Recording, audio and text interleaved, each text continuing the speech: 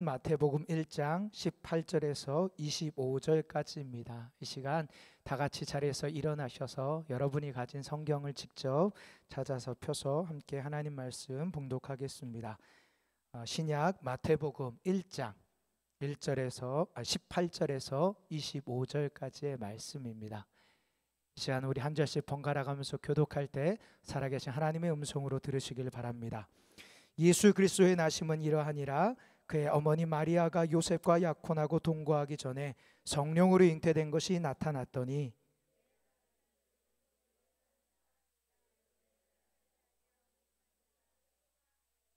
이 일을 생각할 때 주의 사자가 현몽하여 이르되 다윗의 자손 요셉아, 내 아내 마리아 데려오기를 무서워하지 말라. 그에게 잉태된 자는 성령으로 된 것이라.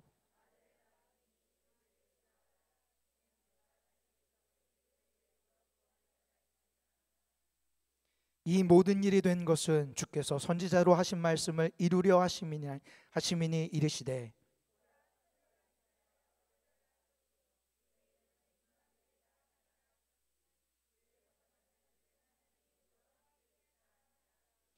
요셉이 잠에서 깨어 일어나 주의 사자의 분부대로 행하여 그의 아내를 데려왔으나 아들을 낳기까지 동침하지 아니하더니 나음의 이름을 예수라 하니라. 아멘. 우리 자리에 앉으면서 인사하겠습니다. 샬롬. 우리 앞뒤 분에게 다시 한번 밝게 웃으시면서 하나님께서 당신을 사랑하십니다 인사하겠습니다. 예, 감사합니다. 오늘 저희 예배하는데 참 기쁘고 감사한 것 중에 하나가 오늘따라 유독 우리 아이들의 찬양 소리가 저한테는 이렇게 크게 들리더라고요. 그래서 너무 귀하게 예배하는 모습에 감사했습니다. 우리 아이들에게 격려의 박수 한번 좀 보내주면 좋겠습니다. 예. 예, 성경 인물 이모지 퀴즈라는 것이 있습니다. 여러분 한번 보신 적 있나요? 우리 가운데는 이제 이모티콘이 익숙하죠. 근데 이모티콘이라는 말이 생기기 전에 어떠한 사물을 묘사하는 것을 그림이나 이런 걸 표기하는 것을 이제 이모지라는 단어를 써서 이제 설명을 했습니다. 그래서 그걸 가지고 연상을 해서 성경 인물이 누구인지를 맞히는 퀴즈예요. 제가 이 시간 여러분께 이 퀴즈를 드릴 테니까 한번 맞춰 보십시오. 첫 번째 문제입니다. 누구일까요? 예, 엘리야가 나왔고 또 예, 여러 가지 해석이 나오죠. 예, 정답은 모세입니다. 모세. 다시 아까 화면 보여주시겠어요? 왜 모세인가요? 예, 그가 하나님의 음성을 처음 들었던 장면이 산에서 떨기나무를 통해서 하나님의 말씀이 들렸던 그것을 저렇게 표현한 겁니다. 예. 저는 굉장히 빨리 맞추실 줄 알았는데 막 혼란이 되는군요. 예, 다음 문제입니다. 두 번째 누구일까요? 그렇죠. 이거는 아시겠죠? 다른 건 몰라도 저 무지개 딱 보면 아시지 않겠습니까? 예, 노아입니다. 노아가 아까 다시 앞에 그림 보면 노아가 이제 방주를 만들고 거기에 이제 동물들을 태우고 홍수가 났는데 땅이 마른 것을 비둘기를 보내서 확인하고 마지막에 무지개 언약을 받았다. 이거를 이렇게 표현한 겁니다. 자, 마지막으로 문제 누굴까요? 이삭이요? 그렇죠. 우리 아이들이 이걸 틀릴 거라고 생각을 못했는데 정답은 요셉입니다. 다시 앞에 그림 보면은 그가 잠에 잠들었는데 꿈을 꾸죠. 별 꿈을 꾸고 이제 곡식이 단에 절하는 꿈을 이제 그걸 꾸는 거를 요셉을 저렇게 표현한 겁니다. 자, 그러면은 반대로 제가 인물을 얘기하면 그 인물이 누구인지를 여러분이 한번 소개해 보시면 좋겠습니다. 다윗 누구일까요? 다윗 하면 뭐가 떠오르시죠? 예, 골리앗이 떠오르고 또 예? 다윗 하면 예수님이 떠오른대요. 우리 크게 될 인물이라고 생각합니다. 다윗은 양을 치던 목자였다가 골리앗과의 싸움에서 승리하고 하나님을 찬양하는 사람으로 이제 등극을 하는 그런 인물. 결국에는 왕이 되지만 가장 중요한 건 하나님 마음에 합한 자였다라는 표현을 들은 인물이 다윗입니다. 엘리야는 누구입니까? 엘리야는 바알 신을 섬기는 사람들과 참된 신이 누구인지 대결했던 사람으로 바알 신이 섬기는 사람들이 하루 종일 기도하고 예배하지만 아무런 반응이 없을 때 엘리야가 기도하자 하나님께서 바로 불을 내리셨던 그런 예배의 위대한 인물 엘리야이죠. 마지막으로 예수님은 누구일까요?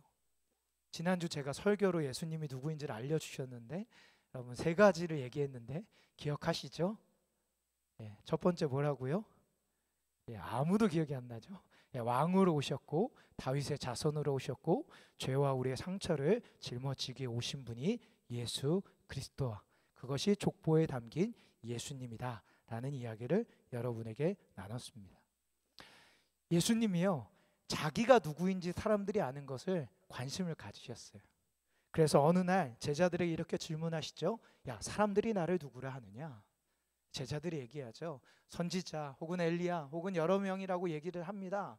그러니까 예수님이 더 관심 있게 얘기합니다. 야, 그럼 너희는 나를 누구라고 하느냐? 나를 믿고 집과 가족까지 버리고 나를 쫓는 너희가 볼 때 나는 누군 것 같으냐? 우리 예수님은 자신이 누구인지 아는 것을 굉장히 중요하게 생각했다라는 겁니다. 성경 전체가 그렇긴 하지만 특별히 마태, 마가, 누가, 요한 이 사복음서는요 예수님이 누구인지에 대한 신앙적인 해석이고 답변이라고 할 수 있습니다. 그 중에서도 지난주에 말씀을 나눈 것처럼 이 마태복음은 그 시작부터 예수님이 누구인지를 설명하기 위해서 족보 이야기로 시작했다고 했어요. 그리고 그 족보 이야기의 마지막에는 예수님의 부모님인 요셉과 마리아를 언급하면서 마무리를 했습니다. 그리고 나서 오늘 본문이 이어지는 거죠. 오늘 본문도 지난주와 비슷하게 예수님이 누구인지를 소개하기 위해서 기록한 내용이라고 할 수 있습니다. 그것을 어디에서 찾아볼 수 있냐? 오늘 본문을 시작하는 첫 18절입니다. 우리 18절 상반절만 읽겠습니다. 시작. 여기까지. 여기에서 예수 그리스도의 나심은 이 나심이라는 단어가 나와요. 이 나심이라는 단어가 어떤 단어냐면 원어는요 우리가 지난주에 여러분에게 제가 설명드렸던 마태복음 1장 1절에 아주 중요한 단어라고 했던 단어 기억나시죠? 그 단어가 뭐라고요? 계보라는 단어. 이 단어가 마태복음 1장 1절을 시작하면서 등장했는데 놀랍게도 창세기를 시작하면서 창세기에 이 땅을 창조할 때 시작점을 얘기할 때 그리고 인류가 시작될 때 사람의 족보를 언급할 때 시작됐던 단어라고 했는데요. 그 단어 중에 한 단어인 게네시스라는 단어가 이 나심이라는 단어랑 같이 사용됩니다.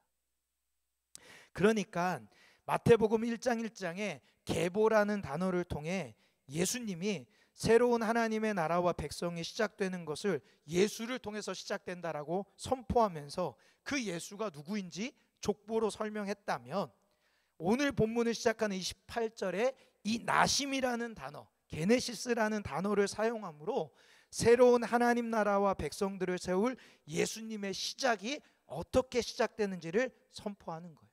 그리고 그 시작을 통해서 특별히 예수님의 아버지 요셉의 이야기를 통해서 예수님이 누구인지를 알려주고자 마태는 이 이야기를 이어서 기록하고 있다는 겁니다. 바라기는 오늘 말씀을 통해 우리의 믿음의 대상이신 예수 그리스도를 온전히 알고 주님과의 깊은 만남이 가득하길 우리 주님의 이름으로 축복합니다. 요셉의 이야기를 통해 알 수 있는 예수님이 어떤 분일까? 첫 번째는요, 성령의 능력으로 오신 분이라는 거예요. 우리 예수님이 어떤 분이냐? 성령의 능력으로 오신 분이라는 겁니다. 마리아와 약혼한 사이였던 요셉에게 어느 날 충격적인 소식이 전해집니다. 그 소식은 뭐냐? 자기의 아내가 될, 아내라고 불러도 전혀 문제가 되지 않을 이 마리아라는 여성이 임신을 했다는 거예요. 임신을 했다는 거예요. 그런데 마태는요, 이 충격적인 이야기를 기록하면서 이 마리아가 임신한 원인을 정확하게 성경에 기록해 놨다는 겁니다. 우리 18절 다시 한번 처음부터 끝까지 읽겠습니다. 시작. 예수 그리스도의 나심은 이러하니라.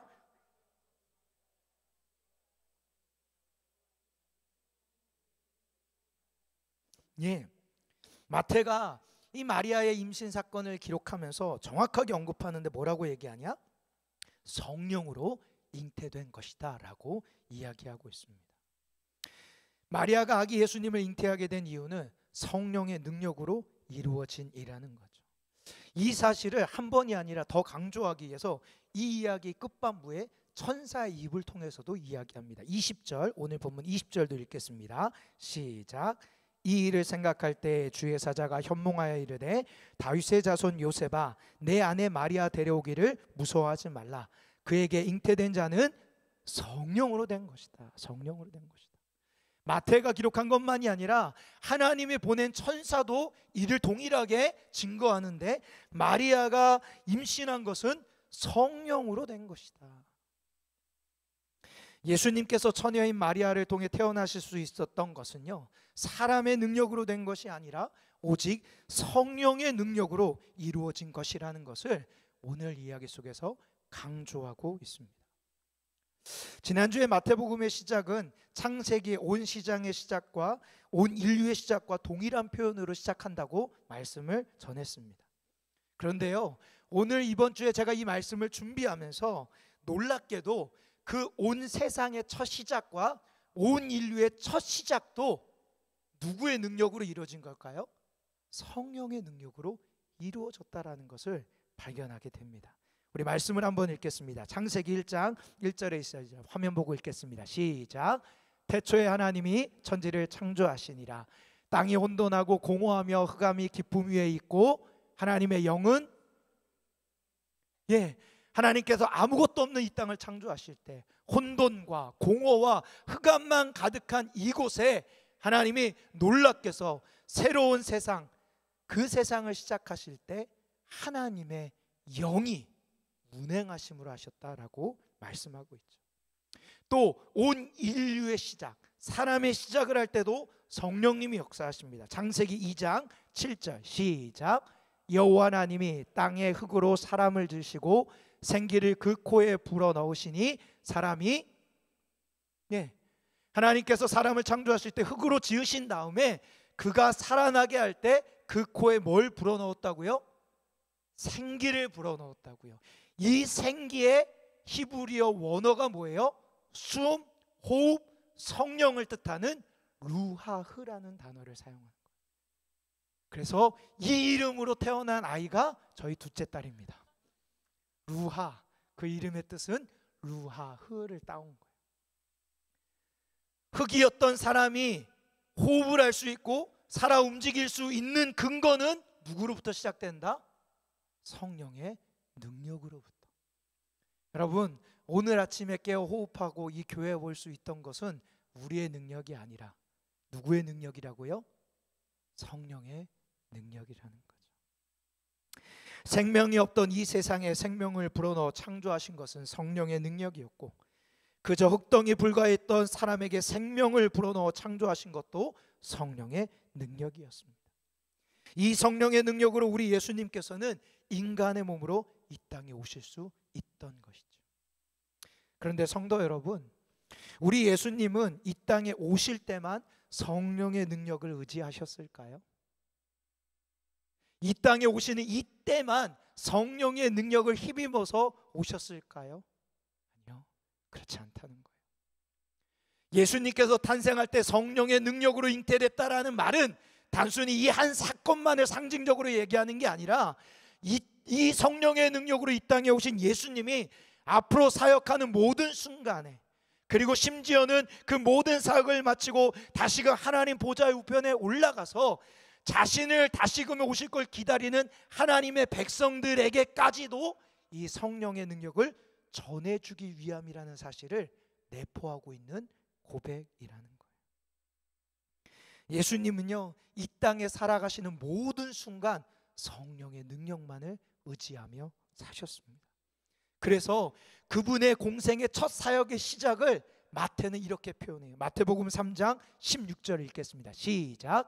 예수께서 성령을 받으시고 곧 물에서 올라오실 때 하늘이 열리고 하나님의 성령이 비둘기 같이 내려 자기 위에 임하심을. 여러분, 퀴즈 드릴게요. 예수님이 세례를 받는 순간 그 주변에 있는 모든 사람들이 볼 때 진짜 성령이 비둘기 형상이 되려 예수님께 내어려오는 게 보였을까요? 아무도 안 보였어요. 이건 보인 사건이 아니에요. 누구만 아는 사건이에요? 예수님만 아는 거예요. 예수님만 아는 거예요. 그리고 그것을 사랑하는 제자들에게 알려준 거죠. 나는 성령의 능력으로 사역하는 자야. 나는 내 힘을 믿고 살아가는 자가 아니라 성령의 능력을 의지하며 사는 자야. 내가 세례받을 때 성령님이 비둘기 모양으로 내게 강력하게 임하셔서 지금 내 안에 계셔. 나는 이분만을 의지하면서 살아라고 끊임없이 제자들에게 알려준 거죠. 그리고 너희도 결국 이 성령을 받게 될 거야 라고 주님이 얘기하시는 거죠. 그래서 그것이 사도행전 1장 4절 5절에 나옵니다. 우리 읽겠습니다. 시작. 사도와 함께 모이사 그들에게 분부하여 이르시되 예루살렘을 떠나지 말고 내게서 들은 바 아버지께서 약속하신 것을 기다리라. 요한은 물로 세례를 베풀었으나 너희는 몇 날이 못되어 성령으로 세례를 받으리라 하셨느니라. 아멘. 성도 여러분, 혼돈과 공허, 흑암 가운데 새로운 창조를 이루시는 능력이 성령님께 있음을 믿으십니까? 죽은 지 너무 오래되어 도저히 살아날 가망성이라고는 전혀 찾아볼 수 없는 심히 말라버린 뼈들에게 다시금 생명을 불어넣어 살리는 능력이 성령님께 있음을 믿으십니까? 예, 한 30%는 믿으시는 것 같습니다. 예, 30%는 믿으시는. 여러분, 이 사실을 생각보다 우리는 잘 안 믿는 것 같아요. 제가 이 말씀을 준비하면서 제 마음에 가장 큰 고민이 이거였어요. 성령의 능력이라는 것을 머리로는 사람들이 다 아는데 실제 삶에서 진짜 이 능력을 믿고 의지하고 붙들며 살까? 여러분, 진짜 성령님께 능력이 있다고 믿으십니까? 그럼 여러분이 가장 어려운 그 순간에 제일 먼저 누구를 찾으십니까? 사람은요, 자기가 능력 있다라고 믿는 걸 찾게 돼 있어요. 자기가 진짜 능력 있다라고 믿는 것을 의지하게 되어 있어요. 그리고 그 의지와 믿음은 가장 절박한 그 순간에 드러납니다. 여러분이 가장 절박하고 어려운 그 순간, 여러분 진짜 성령님을 찾으십니까? 성령을 붙드십니까? 성령이 능력이 있다고 선포하십니까? 예수님은 그렇게 사셨어요. 그리고 그 능력을 우리에게 주길 원하신다라는 거죠. 초대교부 중 삼위일체 교리를 정립한 아타나시우스라는 사람이 있는데 그가 쓴 성령에 관하여 세리피온에게 보낸 편지, 이런 글이 있는데 그 줄에 이런 글귀가 있어요. 그분은, 여기서 말하는 그분은 예수님입니다. 그분은 성령을 자기 자신을 위해 받으신 것이 아니라 우리를 위해 받으셨습니다. 그분을 통해 성령이 우리에게 흘러오며 우리는 그분의 충만하심에서 은혜를 받게 됩니다. 뭐라고요? 예수님은요, 자기 자신을 위해서 받은 게 아니에요. 그분은 하나님이시기 때문에 이미 능력은 있으세요. 그럼에도 불구하고 그가 성령의 능력으로 충만케 된 이유는 그것을 누구에게 흘려보내주려고? 우리에게 흘려보내주려고. 그래서 우리의 삶이 은혜로 충만하는 비결은 딱 한 가지인데 그것은 무엇이냐? 성령으로 충만하게 될 때. 내가 성령으로 가득해질 때 우리의 삶에 은혜가 충만하게 된다라는 겁니다. 사랑하는 성도 여러분, 여러분의 삶에 이 성령의 은혜가 충만하게 간절히 소망합니다.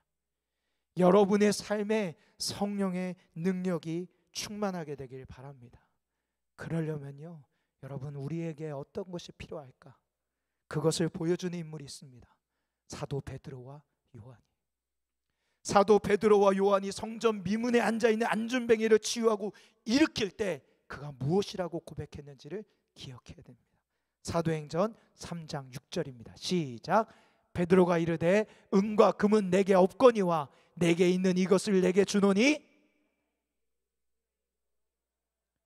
다시 한번요. 제가 앞에까지 읽을 테니까 그 다음에 여러분이 힘차게 읽으십시오.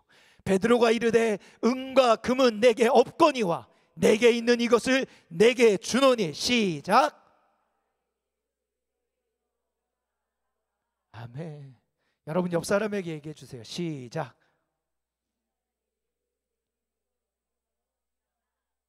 예, 걷겠습니까?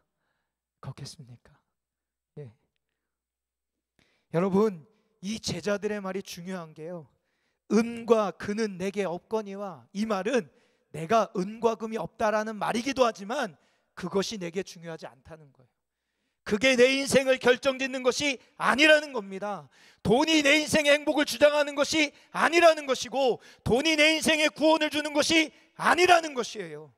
우리의 인생의 행복과 우리의 인생의 치유와 우리의 인생의 구원은 거기에 있는 것이 아니라 오직 누구에게 있다? 예수 그리스도께 있다. 그렇게 예수의 이름을 선포할 때, 그리고 예수의 이름으로 기도하기 시작할 때 성령의 능력이 우리에게 나타나게 될 줄 믿습니다. 사랑하는 성도 여러분, 우리가 하나님 앞에 엎드려 전심으로 기도하기 시작할 때, 나에게는 능력이 없고 오직 성령의 능력만을 의지하는 기도의 거룩한 습관이 우리의 삶에 나타나기 시작할 때, 삶의 모든 순간 금이나 은의 능력이 있는 것이 아님을 믿고 예수 이름의 능력이 있음을, 구원이 있음을, 생명이 있음을 믿음으로 말미암아 선포하고 고백하기 시작할 때, 우리의 삶에, 우리의 인생과 우리의 가정 가운데, 우리의 직장 가운데 성령의 능력이 나타나게 될 줄 믿습니다. 이 은혜가 우리 모두에게 충만하길 주님의 이름으로 축복합니다. 요셉의 이야기를 통해 알 수 있는 두 번째 예수님의 모습은 자기 백성을 죄에서 구원하는 분이라는 거예요. 다시 한번요, 자기 백성을 죄에서 구원하시는 분. 약혼녀 마리아가 임신했다는 소식을 들은 요셉은요, 조용히 이 일을 마무리하려고 합니다. 그래서 당시에 관례였던 이혼정서를 써줌으로 조용히 이렇게 넘어가려고 했어요. 그런데 그때 그렇게 생각하는 요셉에게 누가 나타납니까? 천사가 나타나는 거예요. 천사가 요셉에게 나타나 마리아를 아내로 받아들일 것을 아예 명령합니다. 해조가 아니에요, 명령이에요. 이건 데려와라는 거죠. 그러면서 그 데려와서 태어날 아이의 이름까지 직접 하나님이 지어주십니다. 그게 21절입니다. 오늘 본문 21절 같이 읽겠습니다. 시작. 아들을 낳으리니 이름을 예수라 하라. 이는 그가 자기 백성을 그들의 죄에서 구원할 자이심이라 하니라. 예나 지금이나요, 아이의 이름을 지어주는 것은 부모에게 있어서 굉장히 중요한 일입니다. 왜냐하면 대부분의 부모는요, 그 아이의 인생을 생각하며 소망함으로, 그렇게 되길 바람으로 이름을 지어주기 때문이에요. 제가 아까도 얘기했죠, 저희 둘째 딸 루하. 어떤 의미예요? 루하우, 성령에 붙들려서 생기 있게 이 험한 세상 당당하게 살아가라. 그랬더니 정말 그 이름대로 저희 집에서는 가장 당당한 아이가 우리 루하입니다. 가장 당당해. 뭘 해도 당당해요. 저희 첫째 딸 승아, 어떤 이름이에요? 승리의 하나님. 여자로서 이 땅을 살아가는 게 너무 어려울 것 같은데 하나님 믿는 믿음으로 승리하며 살아가라 이야기를 합니다. 정말 그 이름 돼서요, 저보다 체력이 더 좋아요. 달리기를 하면 이제 저를 이기더라고요. 모든 부모는 자녀의 인생을 소망하며 잘 되길 바람으로 이름을 짓는 거죠. 그런데요, 놀랍게도 오늘 예수님의 이름은 누가 지어줘요? 그의 하늘아버지 하나님이 직접 주어주세요. 그렇다는 말은 그 이름대로 반드시 이루어진다라는 것이 담겨져 있는 거죠. 하나님께서 지어주신 이름이 무엇입니까? 예수예요. 예수. 그 당시에 예수라는 이름이 많았습니다. 왜냐하면 그 뜻이 이스라엘이 너무 좋아하는 이름이거든요. 그 이름의 뜻은 자기 백성을 구원할 자라는 거예요. 그런데요, 오늘 본문의 천사는 그 이름에 굉장히 독특한 표현을 하나 집어넣습니다. 원래 예수의 이름의 뜻은 구원할 자라는 뜻인데 어디서부터 구원할지를 정확하게 표현하고 있어요. 뭐에서 구원할 자라고요? 죄에서. 이게 제일 중요한 표현이에요. 우리 예수님께서 이 땅에 오신 가장 중요한 목적이 무엇이냐? 바로 이 죄 때문이라는 거예요. 죄 때문. 우리에게 유명한 오스왈드 챔버스라는 사람이 지은 주님은 나의 최고봉이라는 아주 유명한 책이 있죠. 그 책에 죄에 대해서 언급하는 구절이 있는데 이런 글이 있어요. 한번 들어보세요. 논리적인 차원에서도 죄의 실체를 인정해야만 예수 그리스도께서 오신 이유에 대한 유일한 설명이 되고, 또한 우리 삶의 슬픔과 고통에 대해서도 설명이 될 수 있다. 이렇게 표현합니다. 무슨 말이냐? 죄를 인정해야지만 예수님이 이 땅에 오신 이유를 설명할 수 있고, 우리의 인생에 닥치는 슬픔과 고통을 설명할 수 있다는 거예요. 여러분, 이 말을 역으로 바꾸면 이런 표현입니다. 우리의 인생에 찾아오는 죄와 고통은 무엇 때문이다? 죄 때문이라는 거예요. 인간이 당한 슬픔과 고통이 시작된 가장 첫 번째 근거는 죄로 인한 열매라는 거예요. 그리고 그 죄를 해결하기 위해서 예수님이 이 땅에 오셨다라는 겁니다. 여러분, 그러면 죄가 도대체 무엇이길래 이럴까요?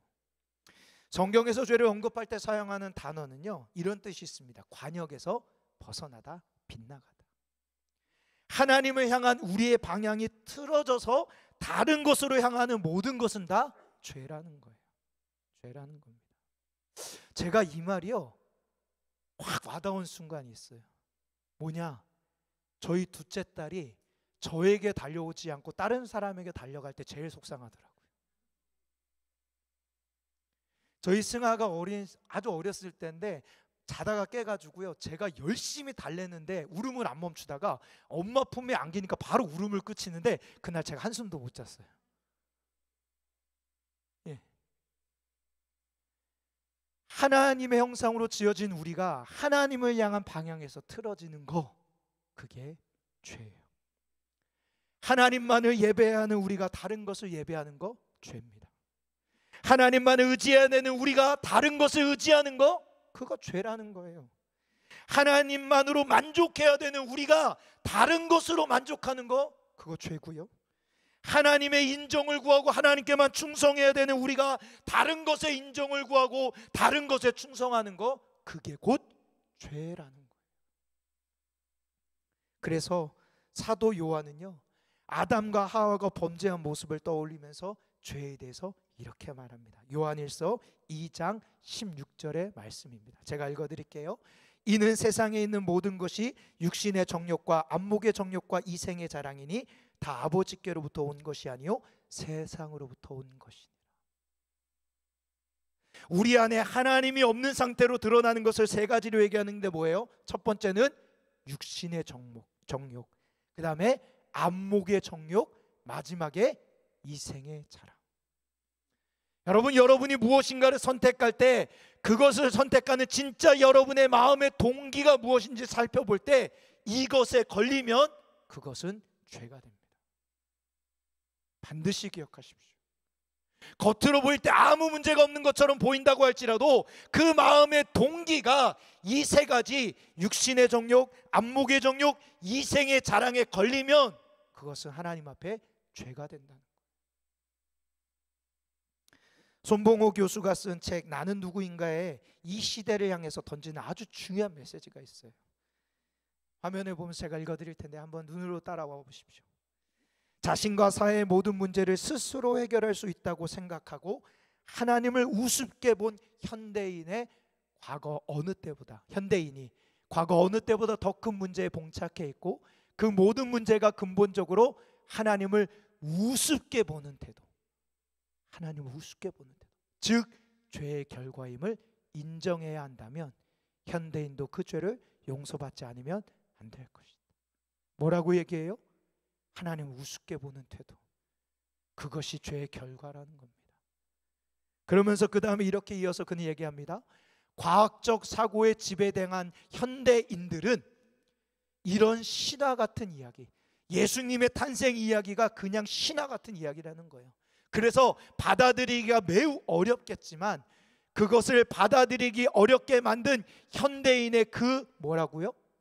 교만이 바로 죄의 가장 핵심적인 요소이며, 바로 그 때문에 모든 문제가 생기고 현대 문명이 비관적으로 흘러간다면 현대인은 누구보다도 더 예수를 필요로 한다고 할 것이다.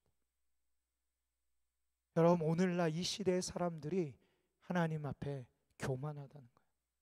그리고 그 교만이 죄의 뿌리라는 거예요.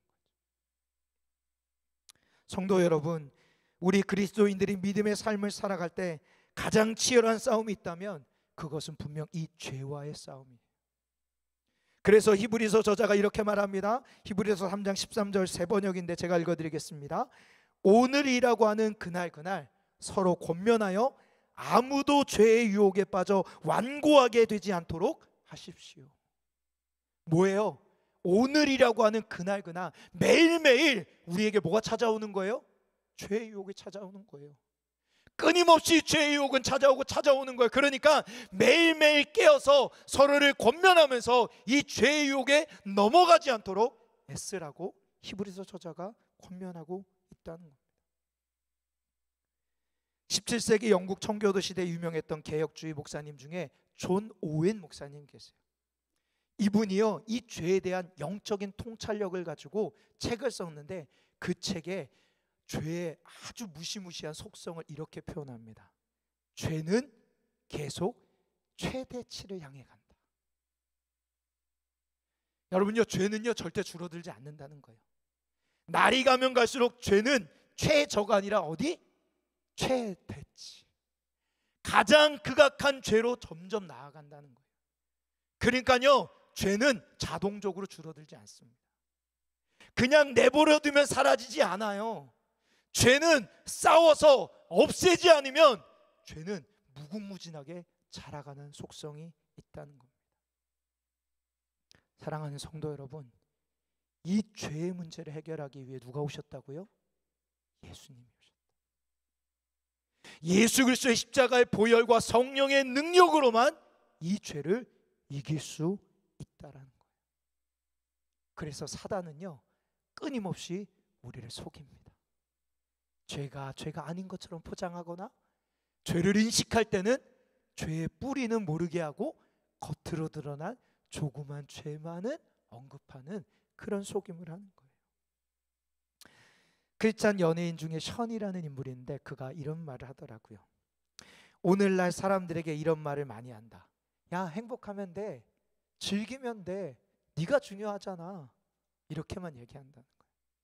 근데 여러분, 행복하기 위해서, 즐기기 위해서 필요한 게 뭔지 아세요?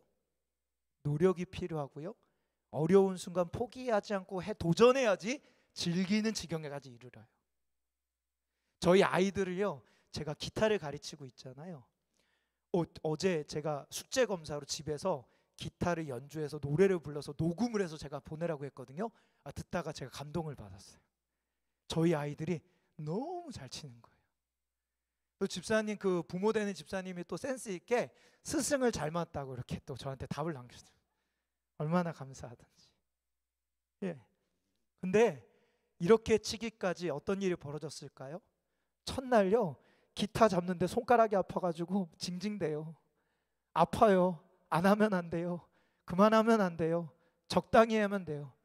심지어 어느 날은 집에서 혼자 연습하는데 낑낑대도 안 되니까 우는 거예요. 한참 울다가 저한테 전화했어요. 목소리에서 운 게 느껴지는 거예요. 근데 그거를 통과하니까 이제는 노래가 되고 연주가 되는 거죠. 그런데 오늘날은요, 이런 건 뺀다는 거예요. 즐기면 돼, 이것만 얘기한다는 거예요. 그러니까 사람들이 어떻게 해요? 조금만 힘들면 포기하는 거죠. 조금만 해도 안 되면 안 하는 거예요. 기도하다가 에이 안 되네, 포기하는 거예요. 말씀 좀 읽다가 힘드니까 말씀 읽지 않는 거죠. 그게 사단의 계략이라는 거예요. 왜요? 그러면 죄와 싸울 수 없으니까. 성도 여러분, 왜 우리가 열심히 신앙생활하는데 우리의 삶에 변화가 없을까요? 그것은 하나예요. 죄와의 싸움을 멈췄기 때문에. 겉으로 드러난 종교 생활은 많이 할지언정 죄와 싸우는 것을 멈추면 성장은 없습니다. 사랑하는 성도 여러분, 이 죄와의 싸움을 기억하시고 이 죄의 문제를 해결하게 오신 예수 그리스도, 그분의 십자가의 보혈을 선포하시며 나아가는 여러분이 되길 간절히 소망합니다. 여러분의 삶의 자리에서 내가 이 죄와 싸우겠다. 누구의 능력으로? 예수 이름의 능력, 십자가 보혈의 능력, 그것으로 선포하며 기도하며 내가 이 죄를 뛰어넘겠다. 그렇게 나아가는 우리 모두가 되길 주님의 이름으로 축복합니다. 마지막으로 한 가지 짧게 나누겠습니다. 마지막에 예수님의 모습은 임마누엘을 경험하게 하시는 분이라는 거예요. 오늘 본문 22절 23절 같이 읽겠습니다. 시작. 이 모든 일이 된 것은 주께서 선지자로 하신 말씀을 이루려 하심이니 이르시되 보라 처녀가 잉태하여 아들을 낳을 것이요 그의 이름은 임마누엘이라 하리라 하셨으니 이를 번역한즉 하나님이 우리와 함께 계시다 함이라. 예수님께서 이 땅에 오신 이유를 설명하면서 연결해서 하나 더 얘기하는데 뭐냐? 임마누엘을 얘기해요. 그 임마누엘의 뜻이 뭐예요? 하나님이 우리와 함께 하신다. 함께 하신다. 예수님께서 성령의 능력으로 이 땅에 오신 이유, 그리고 우리의 죄의 문제를 해결하심으로 말미암아 죄에서 구원받은 하나님의 백성들에게 주실 선물이 뭐냐? 그것은 임마누엘이라는 거예요. 하나님이 나와 함께 계심을 경험하고 누리며 살아가는 복된 삶이라는 거예요. 과거 한때 우리나라의 가장 인기 있는 드라마 중에 하나인 도깨비에 이런 대사 있지요. 너와 함께한 시간 모두 눈부셨다. 날이 좋아서, 날이 좋지 않아서, 날이 적당해서 모든 날이 좋았다. 저는 이 대사를 듣는데요, 제 마음이 설레더라고요. 네. 근데 제 마음이 설레는 이유가 뭐냐? 저는 이게 우리 주님이 우리에게 하는 고백 같거든요. 하나님이 우리에게 하는 고백 같거든요. 임마누엘 하나님이 이런 분이라는 거죠. 우리의 인생의 좋은 순간만 함께하는 게 아니라 우리의 인생의 어렵고 힘든 순간에도 우리와 함께 하심으로 말미암아 우리를 붙들어 주시는 분, 그게 임마누엘 하나님 아닙니까? 우리 예수님께서 이 땅에 오신 이유는 그 임마누엘 하나님의 은혜를 누리게 하기 위함이라는 거예요. 말씀을 마무리하면서 이번 장례 때 하나님이 주신 깨달음을 나누고 기도하고자 합니다. 여러분 기도해 주셔서 이번 주 장례를 잘 마치고 돌아왔습니다. 저는 어린 시절 저희 할머니 품에 자라서 할머니 하면은 엄마 품이라는 단어가 떠올라요. 제일 힘들고 어려울 때 어떤 순간에도 달려가서 안길 수 있는 품이 저한테는 할머니 품이셨어요. 장례를 치르면서 할머니와의 추억을 이런저런 생각을 하는데 어렸을 때 한 가지 정확한 제 기억보다는 저희 부모님이 얘기해줘서 기억하게 되는 그런 기억인데 그 기억이 하나 떠올랐어요. 뭐냐면 어렸을 때 이제 할머니 품에 자라다가 어느 정도 시간이 지나니까 저희 부모님이 이제는 엄마 아빠랑 같이 살아야지 그러면서 저를 이제 데리고 가는 거예요. 근데 제가 그때 어떻게 했냐, 할머니 품에서 떨어지는 그 순간부터 울기 시작했대. 제가 안 간다고 할머니랑 산다고 우는 거죠. 저를 데리고 버스를 타고 부모님의 집에 이동하는 그 버스 내내 울더래요. 그리고 부모님의 집에 도착했는데도 내내 우는 거예요. 밤새서 내내 울어서 이러다 애가 죽겠다 싶어서 다시 아이를 데리고 버스를 타고 할머니 댁에 가는 내내 울고 울다가 언제 그쳤을까요? 할머니 품에 안기니까 제가 울음을 멈췄대요. 네, 진짜 똥꼬집이죠. 지금도 그 고집은 제 안에 있는 것 같아요. 할머니 장례를 치르며 예배하면서 기도하는 가운데 하나님은 제게 그때 생각이 나는 게 하는 거예요. 그러면서 내가 이렇게 사랑 많이 받았구나. 근데 그때 하나님이 저에게 이렇게 질문해 주세요. 광호가, 네가 할머니 품을 다시 찾을 때까지 울었던 것처럼 나의 품을 찾을 때까지 울 수는 있겠니? 할머니의 품이 가장 안전하고 행복한 것이라고 생각했고 믿었던 것처럼 내 아이의 품이 가장 안전하고 행복한 것이라고 믿을 수 있겠니? 사랑하는 성도 여러분, 우리가 진짜 울어야 할 때가 있어요. 정말 울어야 될 때가 있어요. 언제일까요? 성령의 능력을 잃어버렸을 때예요. 언제요? 죄의 문제에 넘어졌을 때. 또 언제요? 임마누엘 하나님 잃어버렸을 때. 여러분, 이때는 우셔야 돼요. 이때는 우셔야 돼요. 하나님, 내 안에 성령의 능력을 잃어버렸어요. 하나님, 저 이 죄에 또 넘어졌어요. 하나님 사랑이 안 느껴져요. 그럼 그때는 우는 것밖에 답이 없어. 그 하나님의 사랑이 회복될 때까지 울며 주님을 찾을 때 우리 주님은 보란듯이 그 기도에 응답해 주십니다. 그래서 다윗이 그런 거 아니에요. 죄에 넘어져서 울 때 침상이 젖을 정도로 울면서 하나님 앞에 군고하는 거 뭐예요? 성령님 나를 떠나지 마옵소서. 하나님 나를 떠나지 마옵소서. 그렇게 기도한 거죠. 그 기도에 주님이 응답하셨습니다. 사랑하는 성도 여러분, 이 예수님의 놀라운 세 가지 은혜가 여러분에게 임하길 간절히 소망합니다. 성령의 능력으로 살아가십시오. 죄와 싸우며 살아가십시오. 임마누엘 하나님을 붙들며 살아가십시오. 그 은혜가 우리의 삶에 충만하게 간절히 소망합니다. 우리 찬양하고 기도하겠습니다. 예수를 함께 하시네. 우리 찬양하겠습니다. 고단한 인생길, 고단한 인생길, 힘겨운 오늘도 예수 내 마음 아시네. 지나간 아픔도 마주할 세상도 예수 내 마음 아시네. 하루를 살아도 기쁨으로 가리 예수 늘 함께 하시네.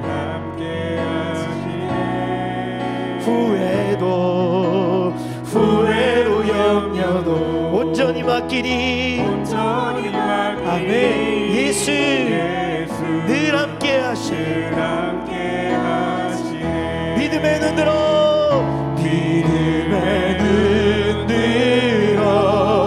주를 보니 이 또한 지나가리라.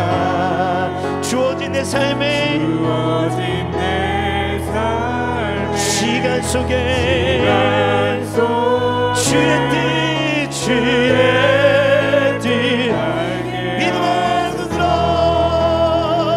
믿음의 눈 들어 주를 보니 이 또한 지나가리라.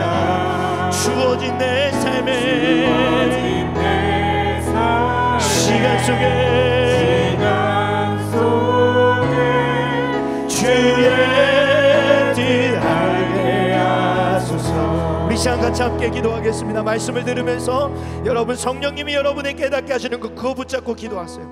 하나님, 오늘 말씀을 통해 내 마음에 건드리는 이것이 나에게 주시는 말씀인 줄 믿사오니 주여 이 말씀 앞에 내가 믿음으로 반응하게 하여 주시옵시고, 하나님 우리 삶의 성령의 능력과 죄의 승리와 임마누엘 하나님의 은혜가 회복되게 하여 주시옵소서. 우리 주여 한번 간절히 부르짖고 기도하며 나아가겠습니다. 주여 하나님, 아버지 하나님 우리 주님이 이 땅에 오신 이유는 하나님 우리에게 성령의 능력을 주시기 위해, 우리의 죄의 문제를 해결하기 위해, 우리 삶에 남겨진 그 죄의 뿌리를 끊어내며 그 죄에서부터 우리를 건져내기 위해서 우리 주님이 오신 줄 믿습니다. 하나님 우리 삶에 함께 하시고 죄로 인해서 단절되어 하나님과 함께 할 수 없는 우리에게 하나님과 함께함으로 하나님의 평안을 누리며 하나님의 사랑을 누리며 하나님의 은혜를 누리게 만드는 임마누엘 은혜를 누리기 위함인 줄 믿습니다. 오 아버지 하나님, 우리 성도들 가운데 성령의 능력을 잃어버린 자, 하나님 죄에 무너진 자들,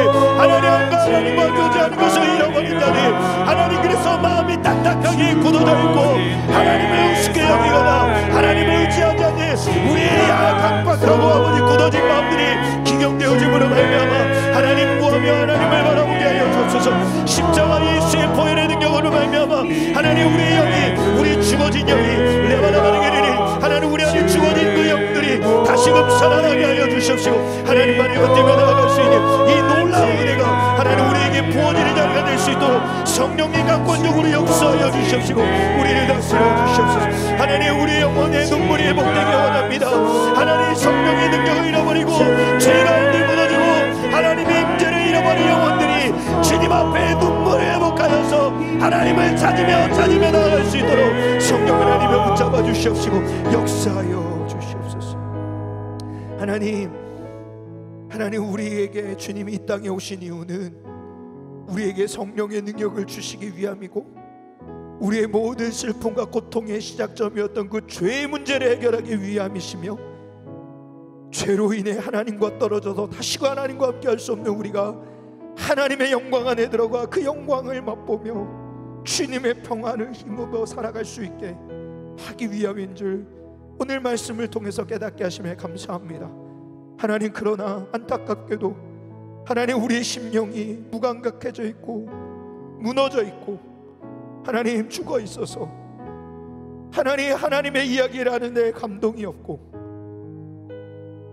하나님 죄에 대해서 민감하지 않으며 그냥 그렇게 살아가는 우리의 모습인 것 같습니다. 이 시간 성령님 임하여 주옵소서. 성령님 이 시간 임재하여 주옵소서. 하나님 우리 심령을 주님이 만져주시고 십자가의 보혈의 피로 그 죄의 권세는 끊어지게 하시고 사단의 거짓 메시지는 사라지게 하여 주시옵시며 우리의 가운데 함께 하시는 그 임마누엘 하나님을 경험하는 은혜를 우리 가운데 허락하여 주시옵소서. 성령님께서 이 시간 우리 가운데 함께 하시길 간절히 구하며 우리 구주 예수 그리스도의 이름으로 기도합니다. 아멘.